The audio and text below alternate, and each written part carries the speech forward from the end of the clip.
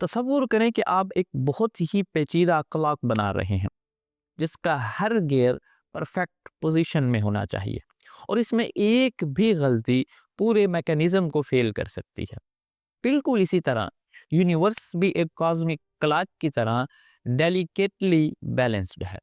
Strong nuclear force وہ gear ہے جو ایٹمز کو ہولڈ کرتی ہے اور سٹارز، پلینٹس اور زندگی کے لیے ایسنشل ایلیمنٹس پیدا کرتی ہے، اور حیران کن طور پر یہ فورس ایک پرفیکٹ بیلنس میں ہے جس میں ذرا سی تبدیلی کائنات کے سٹرکچر کو تبدیل کر سکتی ہے۔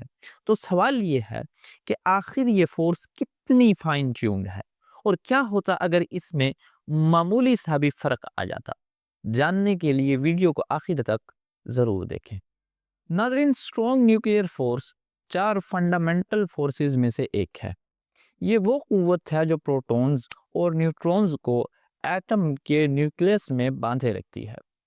اب یہاں دلچسپ بات یہ ہے کہ پروٹونز میں پوزیٹیو چارج ہوتا ہے، اور فزکس کے اصول کے مطابق پوزیٹیو چارجز ایک دوسرے کو ریپیل کرتے ہیں، اور اگر صرف یہ ریپلشن ہوتا تو پروٹونز ایک دوسرے سے دور ہو جاتے اور نیوکلیس میں کوئی سٹیبلٹی نہ رہتی۔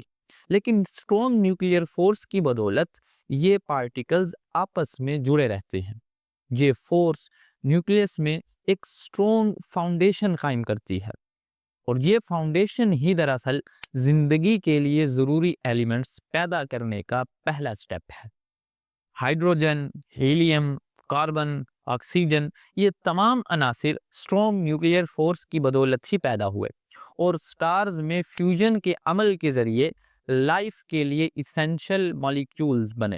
اب فرض کریں کہ اگر یہ فورس نہ ہوتی تو کائنات میں نہ سٹارز بنتے، نہ ہی پلینٹس، اور نہ ہی زندگی کے لیے بیسک کیمیکلز۔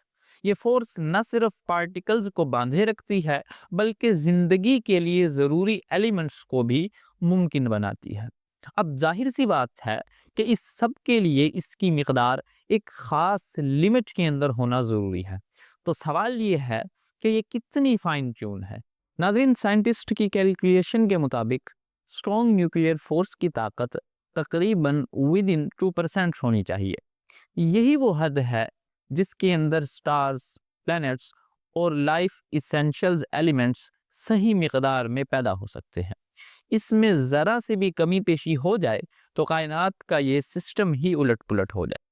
مثال کے طور پر اگر یہ فورس اس سے تھوڑی سی بھی کم ہوتی تو پروٹونز اور نیوٹرونز نیوکلیس میں صحیح طرح سے بندھے نہیں رہتے، ایٹم کے نیوکلیس انسٹیبل ہو جاتے، ستارے ہائیڈروجن فیوژن کے قابل نہ رہتے، کاربن، آکسیجن جیسے لائف ایسنشلز ایلیمنٹس کبھی پیدا ہی نہیں ہوتے، اور زمین پر لائف ممکن ہی نہ رہتی، اور یونیورس ایک لائف لیس جگہ بن کر رہ جاتا۔ اور دوسری طرف اگر یہ فورس معمول سے تھوڑی سی بھی زیادہ ہوتی تو سٹارز میں فیوژن اس تیزی سے ہوتا اور انرجی اتنی زیادہ پیدا ہوتی کہ سٹارز ایکسپلوڈ کر جاتے، کاربن اور آکسیجن جیسے مالیکیولز پیدا ہونے سے پہلے ہی سٹارز ختم ہو جاتے۔ اس کو ایک مثال سے سمجھتے ہیں۔ تصور کریں کہ آپ ایک پل بنا رہے ہیں۔ اگر اس پل کے ستون تھوڑے سے بھی کمزور ہوں تو پل کھڑا ہی نہیں ہو پاتا، اور اگر ستون حد سے زیادہ سخت اور بے لچک ہوں تو ہلکے سے دباؤ سے بھی ٹوٹ پھوٹ سکتے ہیں۔ بالکل اسی طرح اگر اسٹرانگ نیوکلیئر فورس تھوڑی سی بھی کم ہوتی تو ایٹم کے نیوکلیس ٹوٹ پھوٹ جاتے، ستارے فیول کو فیوز نہیں کر پاتے، اور زندگی کے بنیادی ایلیمنٹس بن ہی نہیں پاتے۔ اور اگر یہی فورس تھوڑی سی بھی زیادہ ہوتی تو سٹارز حد سے زیادہ تیزی سے جلنے لگتے، ان کی عمر چند لمحوں میں ہی ختم ہو جاتی۔ تو ناظرین، سوچنے والی بات یہ ہے کہ اس اسٹرانگ نیوکلیئر فورس کا اتنے پرفیکٹ بیلنس میں ہونا کیا محض اتفاق ہے، یا پھر یہ ایک عظیم منصوبے کی طرف اشارہ ہے؟ کمنٹ میں اپنی رائے ضرور دیجیے گا۔ ملتے ہیں اگلی ویڈیو میں، تب تک کے لیے خدا حافظ۔